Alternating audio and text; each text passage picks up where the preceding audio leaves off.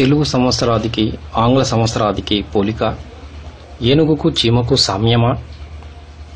తెలుగు తల్లి ముద్దు బిడ్డలారా, తల్లిలాంటి మన సంస్కృతిలోని మంచిని గ్రహించండి, గౌరవించండి, నిజానిజాలు చూడండి.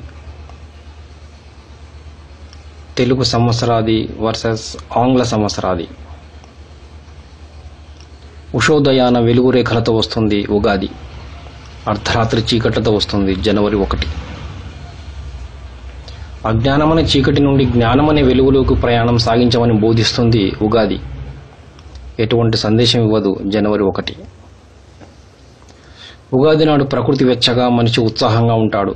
జనవరి 1 ప్రకృతి మంచుతో, మనిషి బద్ధకంతో ఉంటాడు. ఉగాది నాడు చెట్లు చిగురుస్తూ, ప్రకృతి వసంత శోభతో పులకరిస్తూ ఉంటుంది. జనవరి 1 నాడు చెట్లు ఆకులు రాలుస్తూ, ప్రకృతి శోభావిహీనంగా ఉంటుంది.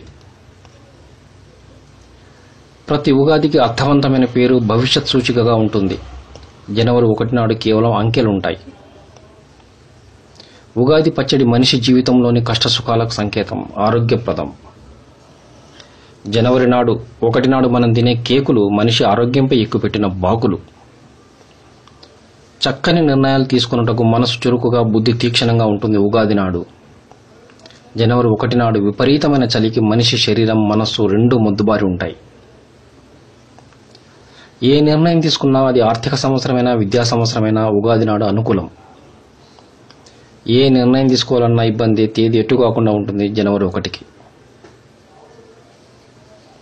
పవిత్ర భావనలతో దైవదర్శనం చేసుకుంటారు, పంచాంగ శ్రవణం చేస్తారు ఉగాది నాడు. జనవరి 1 నాడు మద్యం మత్తులో వెర్రికేకలు వేస్తూ అర్ధరాత్రి రోడ్లపై తిరుగుతారు. ఓ యువత, ఇకనైనా కళ్ళు తెరు. అర్థవంతమైన, సంస్కారవంతమైన, ప్రకృతితో ముడిపడిన మన సంస్కృతి పట్ల విదేశీయులే ఆకర్షితులవుతుంటే మీ పయనం ఎటు?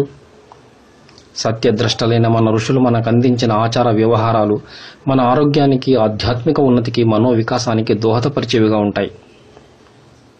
రేపటి భారత ఆశాజ్యోతులు మీరు. మన సంస్కృతి ఔన్నత్యాన్ని మీరే గ్రహించకపోతే మన జాతి భవిష్యత్తు ప్రశ్నార్థకం కాదా?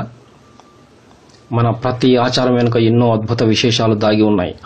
లోతుగా విశ్లేషించగలిగితే మీరు ఊహించని ఎన్నో జీవిత రహస్యాలు దొరుకుతాయి. ప్రయత్నించండి.